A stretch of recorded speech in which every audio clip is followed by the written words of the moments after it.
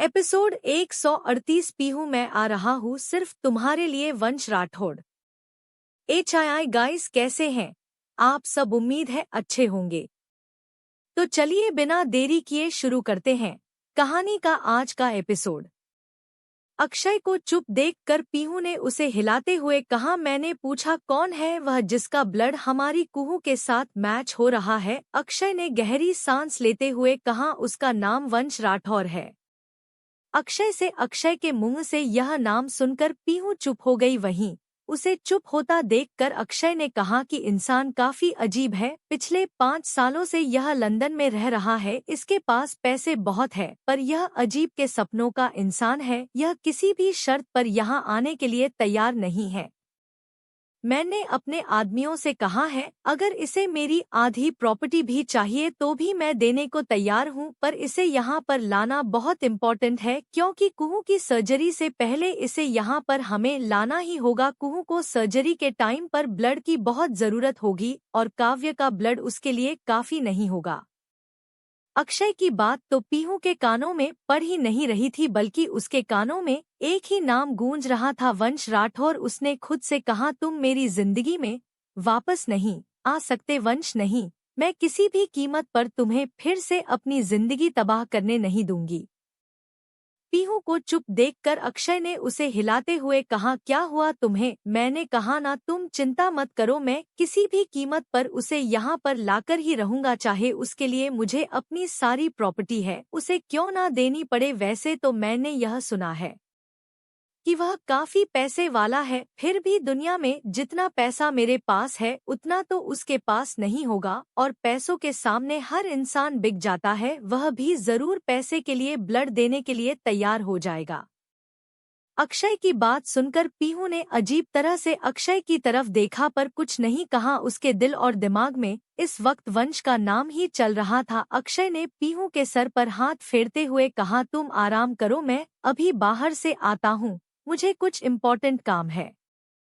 मुझे और भी कुछ लोगों के बारे में पता चला है जो कि दूसरे देश में रहते हैं। अगर उन लोगों को हम यहाँ ला सके तो फिर कुहू के ऑपरेशन में कोई प्रॉब्लम नहीं होगी।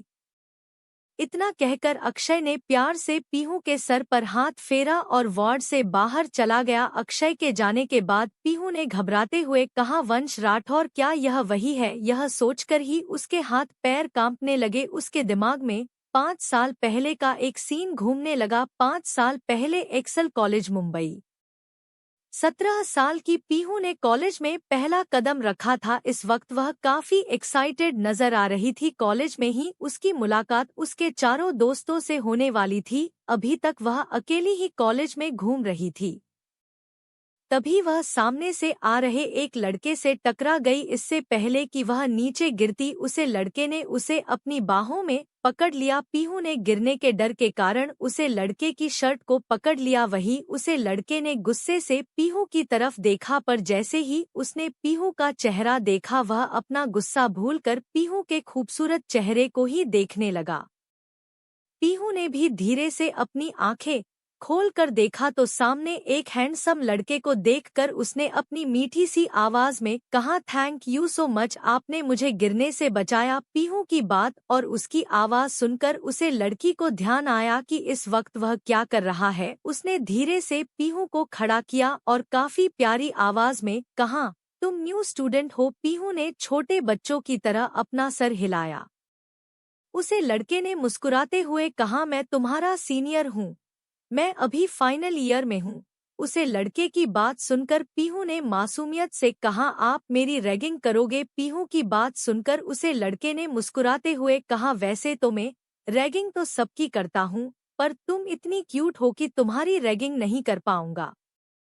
उसे लड़के की बात सुनकर पीहू चमकती आंखों से उसकी तरफ देखने लगी। पीहू की प्यारी प्यारी आंखों को देखकर उसे लड़के ने मुस्कुराते हुए कहा, ब्यूटीफुल गर्ल, तुम्हारा नाम क्या है? उसे लड़के की बात सुनकर पीहू ने अपनी मीठी सी आवाज में कहा, मेरा नाम पीहू सिंघानिया है।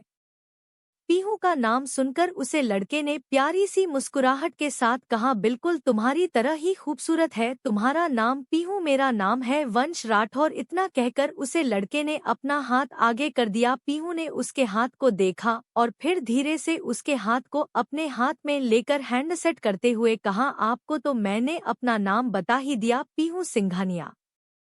उसे लड़के ने पीहू के खूबसूरत चेहरे को देखते हुए कहा, तुम्हारा नाम तो मैं जिंदगी में कभी नहीं भूल पाऊंगा। पीहू पीहू अभी यह सब सो रही थी कि झटके से उसने खुद को अपने ख्यालों से बाहर लाते हुए कहा, नहीं, यह वह नहीं हो सकता, वह तो मुझे बहुत दूर चला गया है। वह नहीं हो सकता, पीहू ने डरते डरते कहा। उसके हाथ कांप रहे थे, उसके दिमाग में पुरानी कुछ यादें चल रही थी जिसे याद करके उसने अपने बालों को खींचते हुए कहा, नहीं, यह वह नहीं हो सकता, मेरी जिंदगी में फिर से वह नहीं आ सकता, पीहू ने खुद को समझाते हुए कहा।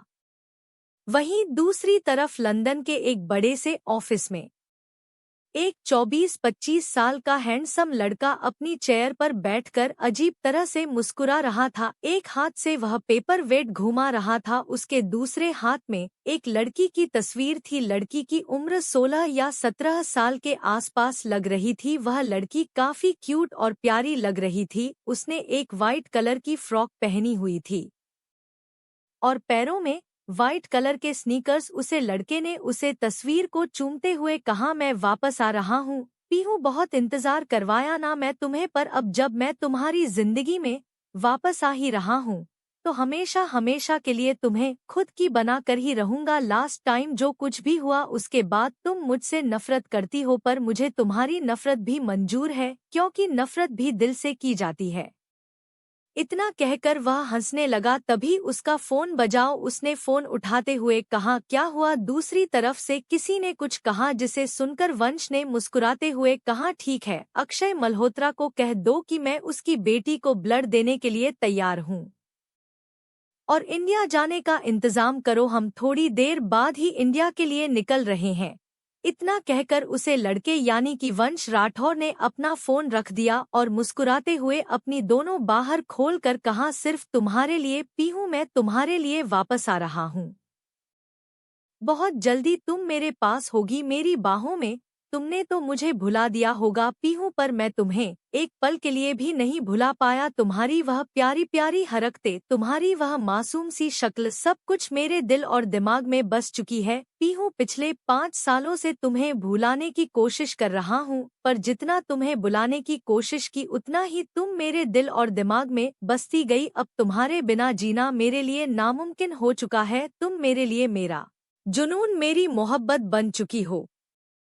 मुंबई में पीहू ने अपना मोबाइल निकालकर किसी को फोन कर किया। दूसरी तरफ से उसके दादाजी मनोहर जी ने फोन उठाते हुए कहा, क्या हुआ पीहू? बेटा मनोहर जी को अभी तक कुहू की कंडीशन के बारे में नहीं पता था, इसलिए वह अपने घर पर ही थे। पीहू ने फोन पर डरते हुए कहा, दादाजी वंश राठौड़ कहाँ है? इस वक्त पीहू की बात सुनकर मनोहर जी ने हैरानी से कहा, पीहू आप उसे लड़के के बारे में क्यों पूछ रही है? क्या फिर से उसने कुछ किया? पीहू ने फोन पर रोते हुए कहा, दादाजी कुहू के साथ स्कूल में कुछ हो गया है और उसके दिल में पहले से ही छेद था, इसलिए डॉक्टर ने उसका ऑपरेशन करने के लिए कहा है। इस वक्त हम सभी हॉस्पिटल में ही है। पीहू की बात सुनकर मनोहर जी ने हैरानी से कहा, यह तुम क्या कह रही हो? और कुहू के दिल में छेद है? यह बात मुझे क्यों नहीं पता थी? तुमने मुझे कुछ क्यों नहीं बताया पीहू? और यहाँ पर वंश राठौर की बात कैसे आ गई? पीहू ने डरते हुए कहा, दादाजी अक्षय को कुहू के लिए ब्लड डोनर चाहिए था जो कि हमें नहीं मिल रहा था। उसका ब्लड ग्रुप काफी रेयर है। कुहू की बायोलॉजिकल मदर काव्य से उसका ब्लड मिलता है, पर काव्य का अकेली का ब्लड ऑपरेशन के लिए काफी नहीं होगा, जिस वजह से हम कोई और डोनर भी ढूंढ रहे थे और एक डोनर हमें मिला है जो कि लंदन में है और अक्षय ने मुझे उसका नाम वंश राठौर बताया है। दादाजी पीहू की बात सुनकर मनोहर जी ने हैरानी से कहा, वंश राठौर बताया है? क्या उसने यह बताया कि वंश राठौर कौन सी कंट्री में रह रहा है? जहां तक मुझे अंदाजा है वह लड़का लंदन में है। लंदन का नाम सुनकर पीहू ने फोन पर रोते हुए कहा, अक्षु ने भी यही कहा कि वह इंसान लंदन में है। क्या दादाजी यह वही है? दादाजी में इस इंसान को फिर से अपनी जिंदगी में नहीं चाहती। दादाजी प्लीज कुछ कीजिए दादाजी, सब कुछ बर्बाद हो जाएगा। पीहू को रोता देखकर मनोहर जी ने उसे शांत करते हुए कहा, तुम टेंशन मत लो, मैं मिस्टर राठौर से बात करके देखता हूँ। मैं 5 साल पहले ही उन्हें सब कुछ समझा दिया था। अगर इस बार उसे लड़के ने कुछ करने की कोशिश की तो इस बार मैं उसे जिंदा नहीं छोड़ूंगा। मनोहर जी की बात सुनकर पीहू ने रोते हुए कहा, दादाजी मेरी बेटी की भी जिंदगी खतरे में है। अगर यह इंसान वही है तो फिर हम क्या करेंगे? इसका ब्लड अगर कुहू से मिलता है तो फिर हम क्या करेंगे दादाजी? पीहू की बात पर मनोहर जी ने कहा, तुम टेंशन मत लो, मैं अपने कॉन्टेक्ट्स का उसे करके कुहू के लिए ब्लू का इंतजाम करने की कोशिश करता हूँ। तुम बिल्कुल भी रोना नहीं, तुम्हें हिम्मत रखनी होगी। अगर तुम टूट गई तो फिर तुम्हारे परिवार को कौन संभालेगा? तुम्हारी छोटी सी बेटी को कौन संभालेगा? तुम्हें खुद को संभालना होगा पीहू, इसलिए डरो मत। जब तुमने कुछ गलत किया नहीं तो तुम्हें डरने की जरूरत भी नहीं। गलत वह लड़का था, इसलिए डरना उसे चाहिए, तुम्हें नहीं। मनोहर जी की बात पर पीहू ने रोते हुए कहा, पर दादाजी आप जानते हैं ना वह कैसा इंसान है। मुझे उसकी हरकतें याद करके आज भी डर लगता है। दादाजी वह मेरे लिए किसी बुरे सपने से कम नहीं है, और अगर वह सपना मुझे दोबारा जीना पड़ा तो मैं जीना भूल जाऊंगी। दादाजी पीहू की बात सुनकर मनोहर जी ने गुस्से से कहा, हमने आपको डरने की जरूरत नहीं है। उसे वक्त हमने अकेले ने आपको बचा लिया था, और इस बार आपके साथ आपके पति अक्षय मल्होत्रा है, जिसके सामने किसी की भी खड़ा रहने की हिम्मत नहीं होती, तो फिर आपको डरने की क्या जरूरत है? मनोहर जी की बात सुनकर पीहू ने गहरी सांस लेते हुए कहा, ठीक है दादाजी मैं नहीं डरूंगी, पर प्लीज आप मुझे बताइए क्या यह वही है? मनोहर जी ने कहा, आप टेंशन मत लीजिए, हम आपको फोन करके बताते हैं। मनोहर जी का फोन रखने के बाद पीहू ने गहरी सांस ली और कहा, चाहे इस बार कुछ भी क्यों ना हो जाए, अगर तुम वही हो तो भी मैं तुम्हें खुद की जिंदगी बर्बाद करने नहीं दूंगी। वंश राठौर, 5 साल पहले जो कुछ भी हुआ था वह तुम्हें दोहराने नहीं दूंगी। दूसरी तरफ लंदन के प्राइवेट एयरपोर्ट पर प्राइवेट जेट में एक लड़का मुस्कुराते हुए बैठा हुआ था। उसके हाथ में अभी भी वही तस्वीर थी और वह इस तस्वीर को देखकर अजीब तरह से मुस्कुरा रहा था। उसने उसे तस्वीर को देखते हुए कहा, बस कुछ टाइम जान, उसके बाद मैं तुम्हारे सामने रहूंगा। बहुत मिस किया है मैंने तुम्हें, और तुमने तो मुझे भूला ही दिया। इसकी पनिशमेंट भी तुम्हें मिलेगी, जल्दी ही मैं तुम्हारे पास तुम्हारे करीब हूँगा। एपिसोड 139, पीहू का पैनिक करना। वंश Rathore is back beautiful. HII guys, कैसे हैं आप सब? उम्मीद है अच्छे होंगे। तो चलिए बिना देरी किए शुरू करते हैं कहानी का आज का एपिसोड। पीहू इस वक्त अस्पताल के वार्ड में बैठकर अपनी पुरानी यादों को सोच रही थी। तभी उसने मन ही मन कहा, नहीं, जरूरी तो नहीं कि यह वही हो, इस नाम के कोई और लोग भी हो सकते हैं दुनिया में। मैं इतना क्यों डर रही हूँ? वैसे भी वह मेरा बुरा अतीत था जो कि अब मुझसे काफी दूर हो जा चुका है। अगर उसे वापस आना ही होता तो वह पहले ही आ गया होता। अब तो 5 साल हो चुके हैं, वह तो मुझे भूल भी गया होगा। मुझे डरने की जरूरत नहीं है, वैसे भी मेरे पास मेरे अक्षु है। पीहू ने मन ही मन खुद को शांत किया और फिर बेड से उठकर बाहर निकल गई। कुछ देर बाद वह डॉक्टर के केबिन में बैठी हुई थी। डॉक्टर ने कहा, मिसेस पीहू, हमें पता है कि आप अपनी बेटी की कंडीशन को लेकर काफी डरी हुई है, पर यकीन मानिए हम अपनी तरफ से पूरी कोशिश करेंगे। कुहू के रिकवर होने के चांसेस ज्यादा है, क्योंकि वह अभी छोटी है, पर हम ज्यादा देर नहीं कर सकते। हमें 2 से 3 दिन के अंदर अंदर उसका ऑपरेशन कर रही होगा। वैसे भी ऑपरेशन हमें वैसे भी करना ही था पहले, पर ब्लड का इंतजाम नहीं हो पा रहा था। पर अब हम और नहीं रख सकते ज्यादा देर तक कमरे में बंद रहने के कारण आपकी बेटी को सांस लेने में काफी देर तक दिक्कत हुई, जिस वजह से होल बढ़ चुका है। और उसकी सांसें धीमी चल रही है और यह उसकी जान के लिए खतरा है और हम किसी भी कीमत पर ऐसे खतरे को उस पर मेड्रिड हुए नहीं देख सकते। इसलिए आप टेंशन मत लीजिए, क्योंकि अगर आप लोगों ने हिम्मत हार ली तो आपकी बेटी का क्या होगा। डॉक्टर की बात सुनकर पीहू ने कुछ देर तक डॉक्टर के साथ बात की और फिर डॉक्टर के केबिन से बाहर निकल गई। उसने मन ही मन कहा, आखिर क्यों भगवान जी, मेरी बेटी ने क्या बिगाड़ा था आपका जो इतनी बड़ी बीमारी आपने उसे ही दे दी। अगर कोई बीमारी देनी ही थी तो मुझे दे देते, मेरी नन्ही सी जान ने क्या बिगाड़ा था आपका, पीहू ने रोते हुए कहा। तभी पीछे से पीहू के कंधे पर किसी ने हाथ रखते हुए कहा, पीहू। पीहू ने पलट कर देखा तो पीछे वसुधा जी खड़ी थी। पीहू वसुधा जी के गले लग गई और रोते हुए कहने लगी, दादी माँ, आखिर क्यों हमारी कुहू के साथ ही यह सब हो रहा है। पीहू की बात सुनकर वसुधा जी ने प्यार से उसके सर पर हाथ फेरते हुए कहा, पीहू हमारी बात सुनी है बेटा, चलिए हमारे साथ। इतना कहकर वसुधा जी पीहू को लेकर एक कुर्सी पर बैठ गई। उन्होंने पीहू की तरफ देखते हुए कहा, आप यह सब कुछ जो भगवान से कह रही है बेटा, यह सब कुछ कहने से कुछ नहीं होने वाला। आपको हिम्मत रखनी होगी, क्योंकि अगर आप टूट गई तो हम में से कोई खुद को नहीं संभाल पाएगा। आप कुहू की माँ है और एक माँ से बड़ा कोई नहीं होता। एक माँ अपने बच्चों के लिए भगवान से लड़ सकती है, दुनिया से लड़ सकती है, इसलिए आपको भी लड़ना होगा। आपकी बेटी अंदर जिंदगी और मौत के बीच में जूझ रही है, आपको मौत और उसके बीच में खड़ा होना होगा। पीहू कुहू आपकी बेटी है, वह आपकी बात जरूर सुनेगी बेटा, बस आपको खुद को हौसला देना है, क्योंकि हौसला बड़े बड़े मुश्किलों का सामना करने में मदद करता है बेटा। अगर हमने हिम्मत हार दी तो सब कुछ हम वहीं पर हार जाएंगे। और रही बात आपकी भगवान से शिकायत की कि इतनी छोटी सी बच्ची को इतनी बड़ी बीमारी की विधि, तो हमारी बात ध्यान से सुनिए बेटा कुहू, हमारी बेटी इस जन्म में है, पर उसके अंदर जो आत्मा है वह परसों पुरानी है बेटा। और गीता में लिखा है कि इंसान को पिछले जन्म के पापों का भी फल दूसरे जन्म में भुगतना पड़ता है। भले ही कुहू एक छोटी सी बच्ची है, पर उसका सिर्फ शरीर नहीं है बेटा, जो आत्मा उसके अंदर है वह वर्ष पुरानी है। उसने हजारों जन्म लिए होंगे और न जाने कितने पाप और पुण्य किए होंगे, शायद उसी का फल उसे इस जन्म में भुगतना पड़ रहा है। वसुधा जी की बात सुनकर पीहू ने आंसू भरी आंखों से उनकी तरफ देखते हुए कहा, पर दादी माँ, पिछले जन्म और इस जन्म का क्या संबंध है। वसुधा जी ने प्यार से पीहू को समझाते हुए कहा, बेटा भगवान हमें हर जन्म में हमारे कर्मों की सजा नहीं दे पाते, इसलिए हमें वह सजा अपने अगले जन्म में भुगतनी पड़ती है। अब इस बात में कितनी सच्चाई यह है यह तो मैं नहीं जानती बेटा, पर अगर यह बात सच है तो हमें भगवान के किए गए कम पर सवाल नहीं उठाना चाहिए। अगर उन्होंने हम पर मुश्किल दी है तो उसका समाधान भी दिया है, हमें समाधान ढूंढना चाहिए बेटा, ना कि भगवान पर इल्जाम लगाना चाहिए। भगवान हमारे पालन करता है और वह अपने बच्चों के साथ कभी बुरा नहीं करते।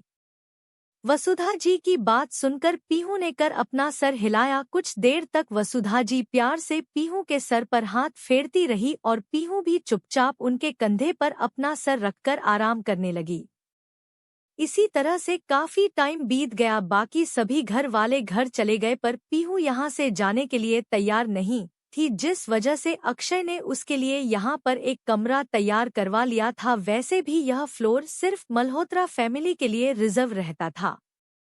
अगर पूरी मल्होत्रा फैमिली भी यहाँ रहना चाहती तो भी कोई दिक्कत नहीं होने वाली थी। घर वाले भी जाने को तैयार नहीं थे, इसलिए अक्षय ने सभी लोगों के लिए भी कमरा तैयार करवा दिए थे। सभी लोग इस वक्त कोई अच्छी खबर मिलने का इंतजार कर रहे थे। पीहू इस वक्त की यह के कमरे में बैठी हुई थी। कियान अभी भी बेहोश था। पीहू प्यार से उसके सर पर हाथ फेर रही थी। कियान के पेरेंट्स को इन्फॉर्म कर दिया गया था, पर वह लोग इस वक्त राजस्थान गए हुए थे और वह लोग कुछ ही टाइम बाद यहाँ पर आने वाले थे, इसलिए पीहू ही कियान के पास बैठी हुई थी। उसने प्यार से कियान के सर पर हाथ फेरते हुए कहा, हमारी कुहू को कुछ नहीं होगा कियान, आखिर उसे आपकी बीवी पर तो बना है और आपको मेरा दामाद भी तो बनना है ना। पीहू प्यार से कियान के सर पर हाथ फेर ही रही थी कि तभी साइड में रखा हुआ उसका मोबाइल बज। उसने मोबाइल पर फ्लैश हो रहे हैं नंबर को देखा, मोबाइल पर किसी प्राइवेट नंबर से फोन आ रहा था। उसने मन ही मन कहा, मेरे नंबर पर कौन फोन कर रहा है जिसका नंबर मेरे पास नहीं है। उसे हैरानी हो रही थी क्योंकि उसका यह नंबर काफी कम लोगों के पास था। उसने मन ही मन को सोच और कहा, शायद कोई इम्पोर्टेंट कल होगा। उसने जल्दी से कियान उनका ब्लैंकेट से कर दिया और मोबाइल उठाकर बालकनी में आ गए। उसने मोबाइल उठाते हुए कहा, हेलो कौन। दूसरी तरफ मुंबई के प्राइवेट एयरपोर्ट पर एक हैंडसम आदमी जिसके हाथ में इस वक्त मोबाइल था और उसने वह मोबाइल अपने कान पर लगाया हुआ था। उसने फोन में से आ रही इस आवाज को सुनकर मुस्कुराहट के साथ एक मदहोशी भरी आवाज में कहा, जान पहचान मुझे, पीहू, जो कि दूसरी तरफ से किसी के बोलने का इंतजार कर रही थी। इस आवाज को सुनकर वह थरथर कांपने लगी। उसने कांपती आवाज में कहा, कौन। पीहू की काफी आवाज सुनकर फोन की दूसरी तरफ से वंश राठौर ने हंसते हुए कहा, ब्यूटीफुल, मुझे भूल गई तुम। सिर्फ 5 साल में कोई कैसे भूल सकता है जान मुझे। आखिर तुम अपने इकलौते आशिक को कैसे भूल सकती हो। याद करो तुम्हारा इकलौता आशिक। उसे आवाज को सुनकर पीहू के दिमाग में पुरानी यादें चलने लगी। एक 16-17 साल की लड़की लगातार रो रही थी। उसके सामने 3 लड़के बुरी तरह से घायल पड़े हुए थे और एक लड़का लगातार अपनी बेल्ट से उन लोगों को मार रहा था। उसे लड़की ने रोते हुए कहा, वंश प्लीज इन्हें छोड़ दो, इन्होंने कुछ नहीं किया, इन्होंने बस मेरी मदद की थी। वंश ने गुस्से से चिल्लाते हुए कहा, ब्यूटीफुल, मैंने कहा था ना तुम किसी लड़के के पास नहीं जाओगी। फिर तुम्हारी हिम्मत कैसे हुई इसे मदद मांगने की। इतना कहकर वह किसी पागल सन की इंसान की तरह लगातार उन तीनों लड़कों को मार रहा था। उन तीनों की हालत देखकर पीहू की आंखों से लगातार आंसू बह रहे थे। आखिर में उनमें से एक लड़के ने दर्द के कारण वहीं पर अपना दम तोड़ दिया। पुरानी बातों को याद करते हुए पीहू फिर से कांपने लगी। उसके हाथ से मोबाइल छूटकर नीचे गिर गया और वह किसी सूखे पत्ते की तरह कांपने लगी। उसने कांपती आवाज में कहा, वह वापस नहीं आ सकता, वह वापस नहीं आ सकता, वह फिर से मेरी जिंदगी बर्बाद नहीं कर सकता। नहीं, ऐसा नहीं हो सकता। पीहू इस वक्त लगातार खुद से ही बड़बड़ कर रही थी। उसका मोबाइल नीचे गिरा हुआ था और वह किसी सूखे पत्ते की तरह कांप रही थी। इससे पहले कि वह नीचे गिरती, किसी ने उसे पीछे से अपनी बाहों में संभाल लिया। पीहू ने कांपते हुए कहा, वह नहीं आ सकता। जिस इंसान ने उसे अपनी बाहों में पड़ा था, उसे इंसान ने ठीक से उसे खड़ा करते हुए कहा, पीहू होश में लिए, क्या हुआ आपको। इस आवाज को सुनकर पीहू ने पलट कर देखा तो मनोहर जी उसके पीछे खड़े थे। मनोहर जी की आवाज सुनकर पीहू ने रोते हुए उनकी तरफ देखा और कहा, दादाजी को वापस आ गया, यह वही है, उसने मुझे फोन किया दादाजी, वह वापस आ गया। पीहू की बात सुनकर मनोहर जी ने उसे शांत करते हुए कहा, पीहू क्या हुआ, कौन वापस आ गया। पीहू ने रोते हुए कहा, दादाजी, वंश वह वापस आ गया। उसने कहा, वह वापस आ गया दादाजी, वह वापस आ गया। पीहू अजीब तरह से यह सब कह रही थी। मनोहर जी ने उसकी बात सुनकर उसे शांत करते हुए कहा, पीहू शांत हो, जो कुछ नहीं होगा। पीहू ने रोते हुए कहा, नहीं दादाजी, इस बार भी वह सब कुछ बर्बाद कर देगा। दादाजी को पागल है, दादाजी को सन की है, दादाजी को सब बर्बाद कर देगा। पीहू लगातार कुछ ना कुछ गड़बड़ कर रही थी। आखिर में मनोहर जी ने गुस्से से कहा, पीहू शांत हो जाओ। मनोहर जी के चिल्लाने के कारण पीहू पुतले की तरह उनकी तरफ देखने लगी और अगले ही पल बेहोश होकर गिर गए। इससे पहले कि वह नीचे गिरती, मनोहर जी ने उसे पकड़ लिया। दूसरी तरफ प्राइवेट एयरपोर्ट पर पीहू की रोने और चिल्लाने की आवाज सुनकर वंश ने हंसते हुए कहा, जानेमन, सिर्फ मेरी आवाज सुनकर ही तुम्हारी यह हालत हो गई। जब तुम मुझे अपनी आंखों के सामने देखोगी तब क्या होगा। वंश राठौर इज बैक जानेमन। वहीं पीहू को बेहोश होता देखकर मनोहर जी काफी डर गए। उन्होंने पीहू के गालों को धीरे से थपथपाते हुए कहा, पीहू बेटा होश में आओ। पर पीहू बेहोश हो चुकी थी। मनोहर जी ने चिल्लाते हुए कुछ लोगों को बुलाया क्योंकि इस उम्र में वह पीहू को अपनी गोद में नहीं उठा सकते थे। कुछ देर बाद पीहू बेड पर लेटी हुई थी। और डॉक्टर उसे एग्जामिन कर रहे थे। मनोहर जी टेंशन से बाहर चक्कर काट रहे थे। उन्होंने मन ही मन कहा, इस बार फिर से उसे शैतान लड़के को मैं अपनी बेटी की जिंदगी बर्बाद करने नहीं दूंगा। उसकी वजह से मेरी बच्ची ने 2 साल तक मेंटल प्रेशर झेला है। आप फिर से मैं उसे उसकी जिंदगी बर्बाद करने नहीं दूंगा। मनोहर जी अभी यह सब सो ही रहे थे कि तभी डॉक्टर पीहू के वार्ड से बाहर आए। डॉक्टर को देखकर मनोहर जी ने घबराते हुए कहा, मेरी पोती कैसी है? डॉक्टर मनोहर जी की बात सुनकर डॉक्टर ने उनकी तरफ देखते हुए कहा, उन्हें पैनिक अटैक आया है, शायद किसी पुरानी बात को याद करके। क्या उनके पास्ट में ऐसी कुछ इंसिडेंट हुआ था? डॉक्टर की बातें सुनकर मनोहर जी ने हैरानी से कहा, यह आप क्या कह रहे हैं डॉक्टर? Panic attack? उसे 2 साल पहले ही पानी का अटैक आने बंद हो गए थे, सिर्फ यह कैसे आ सकते हैं? मनोहर जी की बात सुनकर डॉक्टर ने कहा, देखिए शायद उनकी पेस्ट में ऐसी कुछ चीज हुई थी जिन्हें वह आज तक नहीं भूल पाई और उन्हें सब चीजों को याद करके आज भी वह उतना ही डरती है जितना पहले डरती थी, जिस वजह से उन्हें यह पैनिक अटैक आया है। मेरी मानिए तो आप उन्हें इस तरह की बातों से अलग रखिए और जितना हो सके उन्हें खुश रखने की कोशिश कीजिए, क्योंकि यह पैनिक अटैक काफी खतरनाक होते हैं और पहले ही बार इन्हें इतना बड़ा अटैक आना अच्छी बात नहीं है। उनकी तबीयत और खराब हो सकती है, आप ध्यान रखिए। इतना कहकर डॉक्टर चले गए।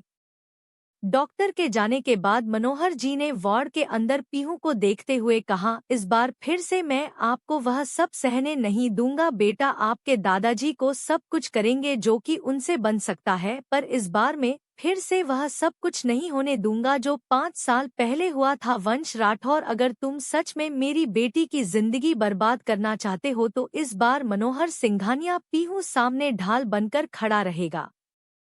आज के लिए बस इतना ही। क्या होगा वंश के आने का असर पीहू, अक्षय और कुहू की जिंदगी पर? इन सभी सवालों का जवाब आपको मिलेगा कहानी के आने वाले एपिसोड में। तो बने रहिए मेरे साथ और अपने ओपिनियन कमेंट बॉक्स में जरूर शेयर कीजिएगा।